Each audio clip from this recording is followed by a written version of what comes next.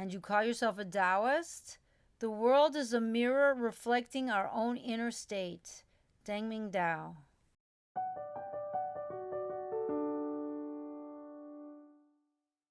2014 March. Master Yuan received an invitation from the Chinese television for foreigners to showcase their talents on local television. Marty was responsible for choreographing the presentation to be featured in Beijing. While the opportunity seemed prestigious, it also meant additional hours of intensive training. Olivier's attitude to anything in China resulted in a slow and careless approach.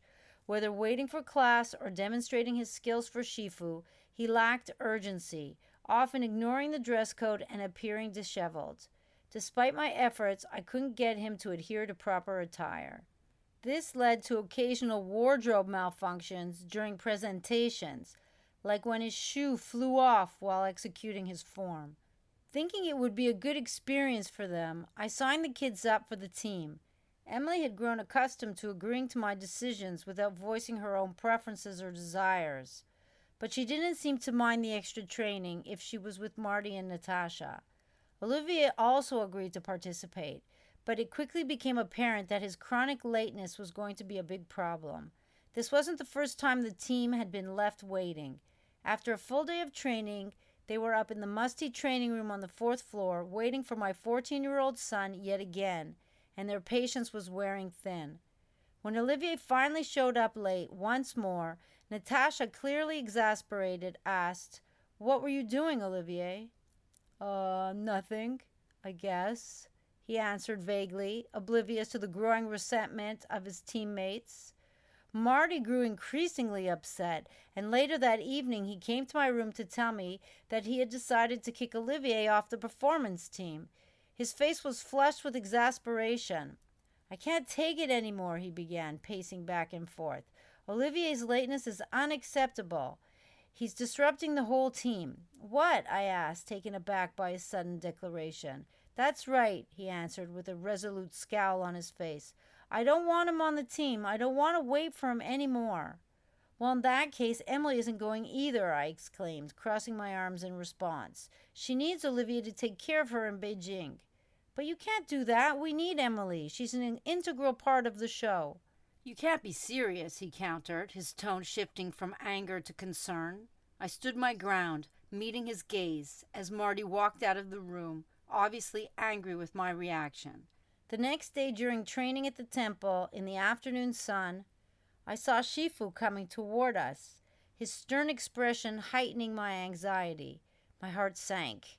His visits usually involved discussions about the children. "Why does he look so angry?" I fretted silently. As Shifu drew nearer, my apprehension increased. "This doesn't look good," I thought. Getting right to the point, Shifu demanded, "Why isn't Emily performing in Beijing?" "Shifu, she's too young to travel there alone without her brother," I explained, attempting to justify my decision, even though Marty and Natasha were much more capable of taking care of her. Shifu's gruff voice pierced the tense air, his words striking a chord. "You think you're a Daoist? This is not Daoist behavior." I stood there looking at him as if I had been slapped in the face. This was a monumental insult coming from Shifu, who was not only a martial arts master, but also a practicing Daoist monk, which made his criticism seem particularly harsh. "But when did anyone teach me what it means to be a Daoist?" I thought, indignantly. "We didn't learn this directly at the school. Shifu was teaching me through real-life examples, demonstrating how I was hindering others and not letting things flow naturally. I only realized this much later, after the sting of his words had faded. I felt as if everyone blamed me for their troubles. I was learning that we must not let minor issues affect our relationships. By keeping my daughter from participating due to my own pain, I was limiting her growth and experiences, contradicting everything I stood for. My perspective was centered on my struggles as a mother, and I refused to see that Marty's decision to exclude Olivier was reasonable, and I was inadvertently shielding Olivier from a valuable lesson. As it happened, the performance in Beijing was canceled, but I still acquired a valuable tool for letting things flow and not interrupting the final outcome. This was an important part of the Daoist philosophy, and my real-life experiences in China provided ample guidance on living the Daoist principles. Another important realization came to me at the weekly Wednesday performance. Every Wednesday, we showcased our forms in front of Shifu to demonstrate our progress. These weekly performances were an integral part of our training. After the performance, Shifu provided feedback, reading notes from his Huawei phone. I was hoping for some personalized remarks, but I gleaned insights from his comments to the others. I wondered why Shifu seemed to like everyone more than he liked me. Just then, he glanced up from his phone, looking around until his gaze landed directly on me. "You," he said, pointing, and looking at my coach, who helped by saying my name. "Leia," my coach told him. Shifu was like another father to my children, but on that day it became clear that he hadn't even taken the time to learn my name. Names carry profound significance, forming a crucial part of our identities and the place we occupy in the world. They are intricately tied to our sense of self and ego. I knew my name was difficult for the Chinese to pronounce, but realizing that Shifu didn't know my name highlighted a lack of personal connection and recognition in our relationship. Am I just Emily and Olivier's mother to him? I wondered, feeling profound disappointment. Inadvertently, Shifu was giving me another valuable reminder of releasing my ego and remaining humble. The world did not revolve around me, and this was an illustration of the importance of humility. In moments of melancholy, I found comfort and support from the compassionate women who came to train at the school.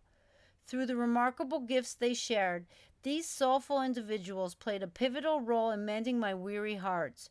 Their healing modalities provided me with much-needed relief from the despair I carried. After an especially difficult day, I sat with Aylin, a Turkish practitioner of sound therapy, who had been coming to train at the school since 2004. She invited me into her room, which was filled with the soothing hum of Tibetan singing bowls and sound forks. As she began, she spoke softly. "Allow the vibrations to wash away your worries. Feel each note resonate within you, cleansing and renewing your spirit." I sighed. It has been such an overwhelming day. I am so hurt that Shifu didn't know my name. Shifu not knowing my name had somehow added to the feeling of being invisible and unappreciated. Aylin gave me a compassionate look and said, "What to do, Leia? You must let the sound heal your heart." My daily routine also included training sessions with Allison, an American expert in Japanese acupuncture and medical qigong. While she was at the school for 2 months, I helped her with her forms, and in return, we met every afternoon to practice meditation. She gave me great insight in how to calm my monkey mind. She also provided me with acupuncture treatments. During one of our sessions, as she gently placed the needles, I confided in her. "Trying to manage Olivier's behavior is exhausting, and I don't know how to get the kids to stop fighting." Allison nodded sympathetically and said, "It sounds like you're carrying a lot, Leia. Remember, it's okay to let go of some of that burden. You're doing your best. The needles will help release the tension and restore the energy flow in your body. Trust the process and let yourself heal." Jen, a Korean practitioner, was my main training buddy and a constant source of encouragement during her year-long stay at the school. Whenever she found me repeating the negative thoughts that ran through my head, she'd burst into singing the chorus from the movie Frozen. "Let it go, let it go." She sang in a loud and cheerful voice, breaking through my cloud of despair. I couldn't help but laugh. "Jen, you never let me go on a loop. Come on, let's practice that form again," she said in her jaunty voice. Massage techniques and philosophical talks with these women helped fill in the gaps that our Chinese coaches couldn't convey to us with their limited English. These moments of connection were a vital part of my healing. The friendships with the other foreign students, the guidance from wise women, and the watchful eye of Shifu were an integral part of my martial arts experience. Although it wasn't clear to me yet, I had a purpose beyond the consequences that my decisions had imposed on me, and there was more out there for me to discover.